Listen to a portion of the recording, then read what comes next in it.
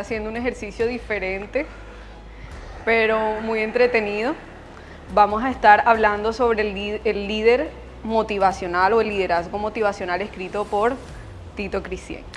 Muchas gracias, Andrea, gracias por este espacio y va a ser pues muy interesante, muy enriquecedor y espero que genere muchas inquietudes y muchas preguntas en todas las personas que nos están viendo y escuchando en estos momentos. Yo sé que así va a suceder y como siempre digo cada vez que le recomiendo a alguien el libro, y es que cuando se lo lean estén con un cuaderno anotando todo aquello que les llama la atención y todas esas cosas que el libro nos empieza como a inquietar como personas. Creo que es un excelente ejercicio introspectivo para cada uno de nosotros que también está ejerciendo esta labor de liderazgo. Y bueno, antes de comenzar te quiero contar una anécdota. Ajá. Hace 10 años, en el 2014, bueno, 11 años, yo tuve la oportunidad de ganarme una beca opción, gracias a ti, de hecho, y en ese momento había un libro tuyo que habías escrito también, que creo que lo escribiste hace ¿cuánto? El líder siervo. 2006, ya 2006, casi 20 ya años. casi 20 años.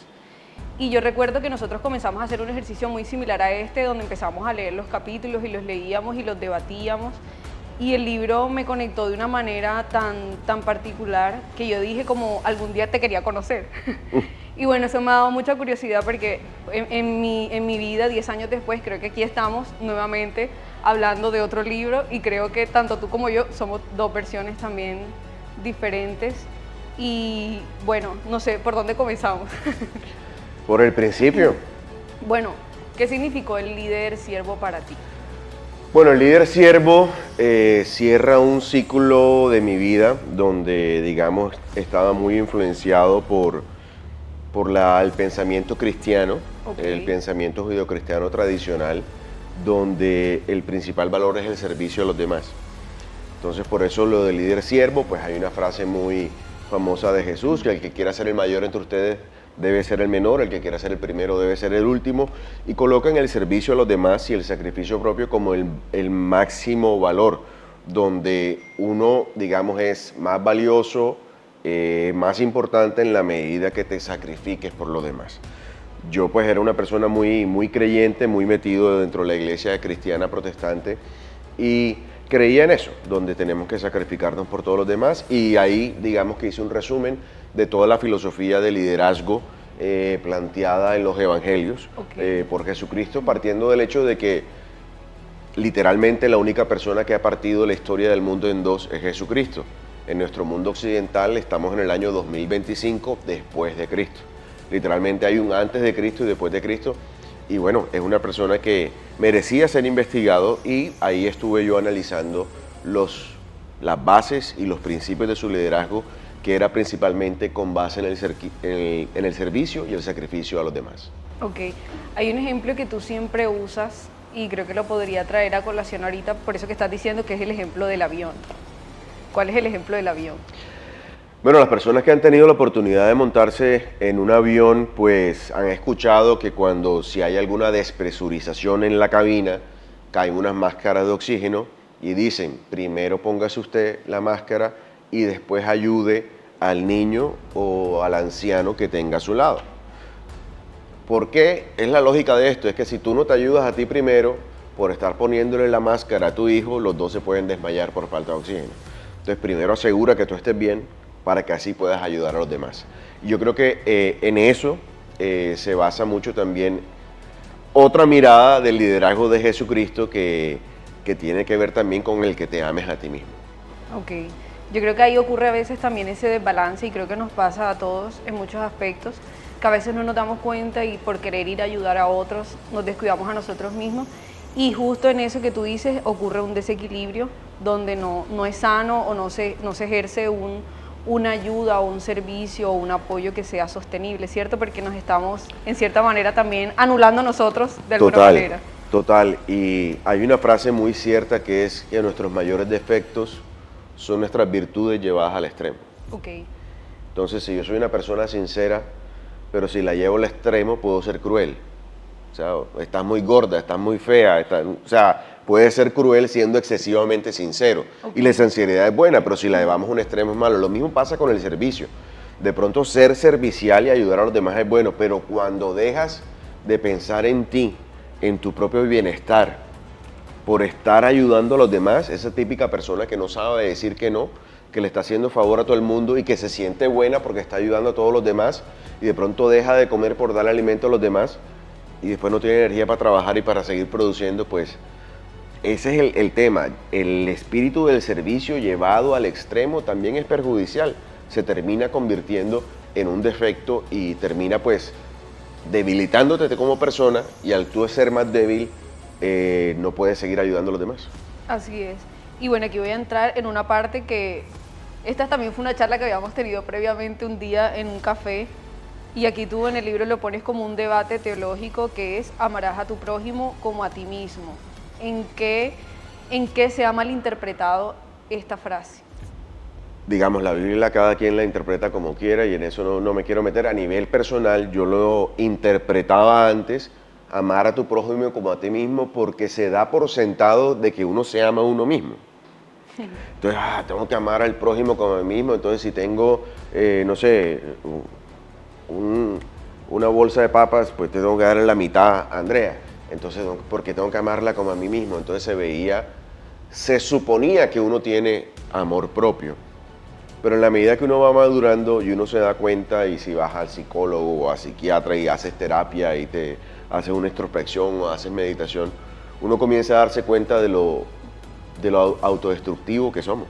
Bastante. Muchas veces somos muy autodestructivos y la persona que más juicio hace contra nosotros somos nosotros mismos. Así es. Yo creo que no tengo un juez más implacable que mi cabeza, la voz que me dice hiciste mal, lo hiciste mal, lo hiciste mal. Y yo creo que muchos sufrimos de eso, también tenemos autoconmiseración, pobrecito yo, y tú lo hiciste mal. Tenemos ese conflicto interno cuando hacemos esas conversaciones en nuestra mente y muchas veces no nos amamos a nosotros mismos. Hay distintos vicios en la vida, el alcohol, las drogas, etcétera, y uno no se da cuenta que te estás autodestruyendo. De pronto relaciones tóxicas, es que yo la amo y quiero estar con ella, pero una relación tóxica que te está destruyendo y tú sigues ahí en esa relación. Entonces realmente sí nos amamos a nosotros mismos. Entonces la interpretación está en eso de que no demos por sentado que en realidad nos amamos a nosotros mismos. Ni que nos conocemos. Ni que nos conocemos. Entonces ese versículo de amarás a tu prójimo como a ti mismo es una invitación a que nos conozcamos con nuestras virtudes y nuestros defectos. Así es. A que no seamos tan duros y tan enjuiciadores con nosotros mismos y amarnos tal y como somos. Abrazar lo bueno y abrazar lo malo. Sí, es que todos tenemos defectos. O sea, pues, físicamente, podemos poner un ejemplo físicamente, una persona que de pronto pierde una pierna, pues tengo que amarme como estoy sin una pierna y tengo que aprender a vivir así. Y también pasa con muchos traumas emocionales, muchos traumas en el corazón que nos llevan a actuar de una manera u otra y tenemos que conocernos, aprendernos a amar y después que nos amemos a nosotros mismos es que vamos a poder darle amor a los demás. Porque si no nos amamos a nosotros mismos vamos a estar pidiéndole ese amor a nuestra pareja, a nuestro papá, a nuestra mamá, a nuestros hermanos y demandando, porque tenemos un vacío que no hemos resuelto nosotros mismos y esperamos que los demás nos llenen ese vacío que tenemos adentro. Entonces la invitación es, ámate primero a ti mismo, conócete, medita, ora. Cualquier práctica, digamos, de espiritual es ventajosa. La oración es muy buena, la meditación también. Y son momentos donde uno tiene que apagarlo todo, apagar las pantallas, el celular, el televisor, apagarlo todo y quedarse uno con uno mismo. Es que ahora uno con el TikTok y con el Instagram, pues no estás contigo mismo.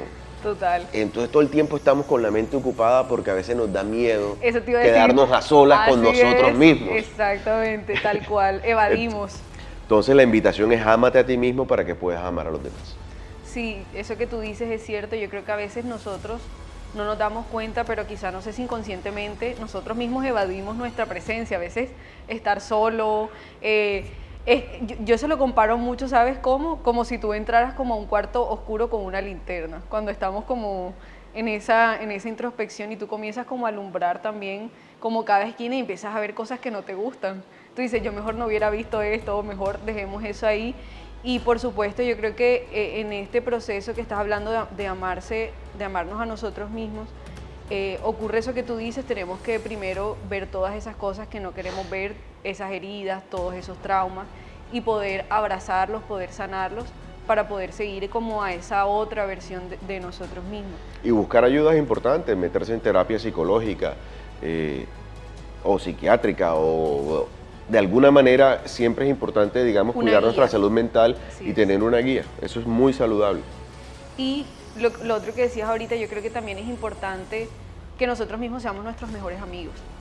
Porque a veces en eso somos incoherentes. Yo sé que todos estamos tratando como de buscar la coherencia, a veces no es como tan fácil, pero tú te pones a pensar y a veces tú pasas por cosas donde te tratas muy duro, pero si tú dices, si eso le estuviera pasando a otra persona, yo no le diría eso que me digo. Y yo creo que cuando nos hacemos conscientes de ese diálogo interno, yo creo que comienzan a cambiar muchas cosas en nosotros si decidimos ser nuestros mejores amigos, porque ya ahí viene ya el tema también de nosotros mismos. Que si no te aguantas a ti mismo, ¿cómo vas a aguantar a los demás? ¿Verdad? Si no te aguantas, está bueno. Por eso, ámate a ti mismo primero. Hay que aprender a amarnos a nosotros mismos. Así es. Y bueno, ya venimos de todo este viaje, ¿cierto? Del líder siervo. Y venimos como a esta nueva perspectiva que yo creo que de pronto no son opuestas, sino también es como un líder maduro, ¿cierto? ¿Cómo o qué te hizo como cambiar ese chip?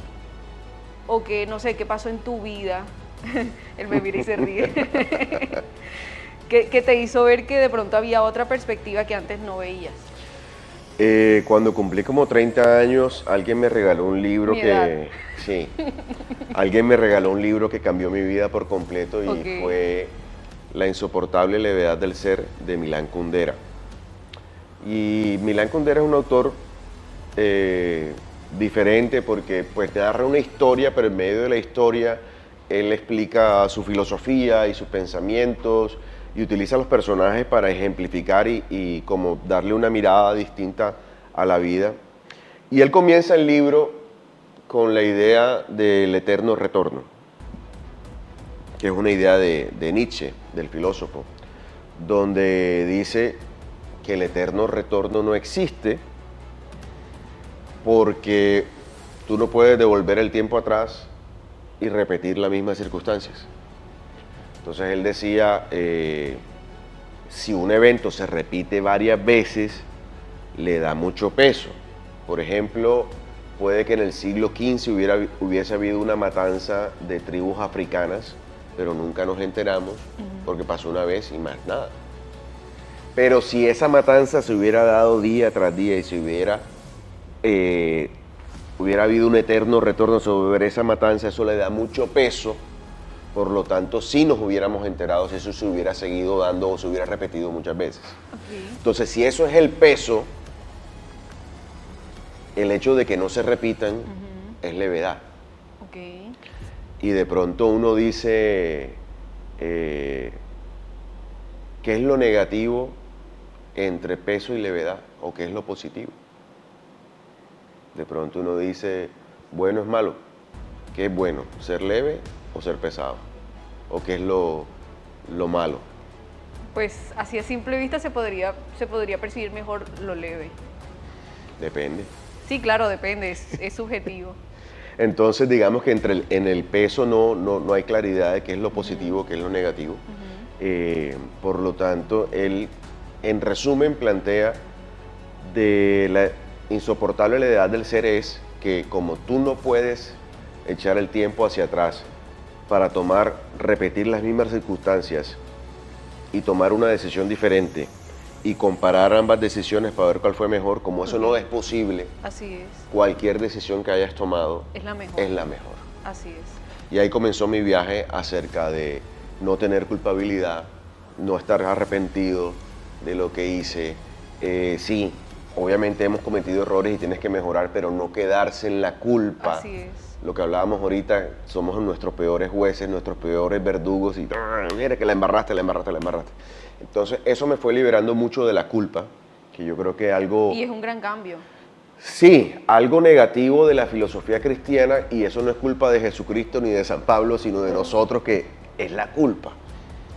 tenemos un tema con la culpa y la culpabilidad que cargamos con eso, porque si no somos lo suficientemente buenos no vamos a ir al reino de los cielos. Entonces, sí, yo creo que la culpa no sirve para nada. El peso. Yo creo que eso que dices es importante porque yo La también... culpa te da un peso, Sí, un cargo de conciencia. claro. Hay Fíjate que liberarnos de ella. yo he analizado mucho y hay algo muy interesante, no sé si tú has escuchado esta frase, que uno a veces la dice o la escucha y es como que todo está muy tranquilo. Debe haber algo mal, o sea, no estamos acostumbrados a que la vida puede ser fácil. Nosotros mismos, yo creo que tenemos muy arraigado a veces ese pensamiento de que la vida tiene que ser difícil, de que tienes que cargar con ese peso. Exactamente, entonces con ese libro yo empecé a cambiar la perspectiva y es mi autor favorito, Milan Kundera. He leído todos los libros de él.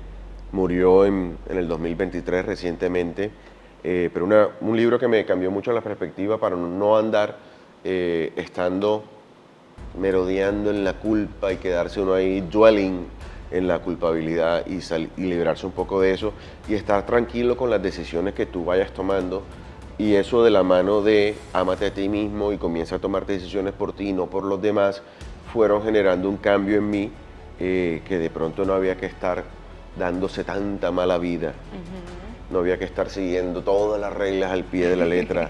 Y obviamente releí las cartas de Pablo y hay una parte que dice que el pecado que mora en mí, el bien que quiero hacer no lo hago, sino el mal que no quiero hacer, eso hago.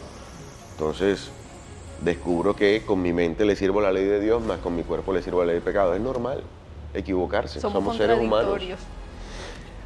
Queremos hacer, hacemos otro, sí. Exacto, y si la embarras, pues no debes quedarte ahí en la culpa, sino levántate y sigue adelante. Después me leí un libro que se llama Dios, una creación humana, y habla de cómo el hombre cavernícola comenzó a explicar lo que no entendía mediante la religión. Siglos y años después lo comenzamos a explicar con la ciencia. Ya sabemos por qué sale el sol. Antes no sabían y salió el sol, entonces el sol es Dios y se ocultó. Entonces en la noche vienen los animales y me comen. Entonces fue porque al Dios sol le dio rabia y en la noche se alejó. Algo hice mal, algo me equivoqué. Pero digamos que con la ciencia le hemos comenzado a dar explicaciones a muchas cosas que no entendíamos y que lo explicábamos simplemente con la religión. Ok. Y a veces combinamos la religión con la espiritualidad. Sí, son dos cosas diferentes. La religión es una serie de reglas de comportamiento dentro de un grupo que tiene una creencia parecida, y la espiritualidad es mirar dentro de nuestro corazón y amarnos a nosotros mismos. Así es. Listo. Entonces, bueno, después de toda esta serie de pasos, de todo este cambio, ¿cuánto tiempo te tomó llevar a entender este líder motivacional? ¿Y eso cómo ha influenciado tu vida? Bueno, después de todo este Milan Kundera y ver a Nietzsche y Dios, una historia humana, una creación, aprender mucho más de ciencia, hacer mi doctorado, acercarme de muchos científicos en mi papel como rector en la universidad. La mayoría de los doctores y los científicos no creen en Dios. Pues me comencé a preguntar muchas de esas cosas y comencé a leer Ayn Rand, que es una escritora filósofa maravillosa, que ella creó una nueva filosofía que se llama el objetivismo, que se fundamenta en un concepto un poco controversial, que es el egoísmo racional. Pero eso ya será tema para profundizar en otro espacio. Pero digamos, aquí podemos dejar cerrar un poco el tema de los primeros capítulos del libro, abriéndole la puerta a Ayn Rand, donde ella tiene un libro que se llama La rebelión del Atlas, donde plantea su filosofía también a través de su historia, un poco como Milan Kundera, y ella establece que el altruismo es una mentira. Ella dice, el fundamento de la moral, solo han habido dos fundamentos en la moral en la historia, y ambos implican el sacrificio, que el que es bueno es el que se sacrifica por el colectivo. Entonces, el primer fundamento de moral estuvo en la religión. Entonces, en la religión hay un colectivo, hay un Dios, y si yo quiero llegar al cielo me tengo que sacrificar por el colectivo, me tengo que sacrificar yo por los demás. Luego vino una segunda fuente de moral con Karl Marx y el comunismo, donde dicen, bueno, Dios no existe, la religión es el opio del pueblo, pero tú tienes que sacrificarte por el colectivo y ese colectivo está representado en el Estado. Entonces es un poco más de lo mismo, pero ya sin Dios. Pero sigue el concepto de que tú te tienes que sacrificar por el colectivo, por el bien común, por el bien de los demás. Y Ayn Rand nos dice, no. El hombre tiene que trabajar, amarse a sí mismo y trabajar por él mismo y por su propio bienestar. Y no debe sacrificarse por nadie, a menos que él así lo desee. Y ahí hago un paralelo con la Biblia. Si yo doy todos mis bienes y los regalo, vendo todos mis bienes, se los regalo a los pobres y lo hago sin amor, de nada me sirve. Y si doy mi cuerpo para ser quemado en sacrificio por los demás y no lo hago por amor, de nada me sirve. Entonces, realmente sí, sacrifícate por amor. Si lo haces sin amor, de nada te va a servir. Entonces, ahí con Ayn Rand me llevó al tema de romper ese paradigma que la única virtud de un líder es el sacrificio. Que la única virtud de un líder es el servicio. Y comencé a releer los evangelios y las cartas de Pablo del Nuevo Testamento y comencé a ver que también hay un tema motivacional. Te leíste lo mismo, pero como tenías otra perspectiva. Otra perspectiva. Sí. Todo cambia. Y realmente, ¿qué motiva a una persona a tener metas y objetivos claros? Obviamente, me preguntaban en la presentación del libro que cuál era mi objetivo en la vida, pues ser feliz. Entendiendo la felicidad como un estado de imperturbabilidad, de tranquilidad contigo mismo, en la conciencia, que no tienes esa voz aquí dándote estar tranquilo y, digamos, satisfecho con la vida que tienes. Pero obviamente para alcanzar eso viene ramificándose y cada objetivo tiene unos subobjetivos y así, y uno tiene que ir alcanzando muchas cosas, pero lo importante es, para motivarnos, es tener unas metas, objetivos, indicadores claros. Cuando yo tengo una meta, yo que soy maratonista, 42 kilómetros, hasta que no llegue a los 42, no me voy a desmayar ni voy a descansar. Entonces, eso es el motivo. Fácil, saber lo que quieres. Exacto, saber lo que quieres. Parece mentira, pero a veces no vivimos por eso que queremos, sino por lo que tenemos que hacer. Y para saber qué es lo que tú quieres, tienes que conocerte a ti mismo, ser el mejor amigo de ti mismo, aguantarte a ti mismo, amarte a ti mismo y de esa manera poder amar a los demás. Así es, bueno, muchas gracias. Yo creo que todos están un poco así como entre controversiales, como vamos a seguir desarrollando otros capítulos, porque la idea no es que se queden solo con este que hemos hablado. Apenas, no hemos ni siquiera casi comenzado a hablar del libro. Apenas esta es la introducción, así que esperamos que sigan viendo los otros capítulos porque todavía hay más. Entonces, muchas gracias. No, gracias. Esperamos que se vuelvan a conectar y que estén escuchándonos a nosotros.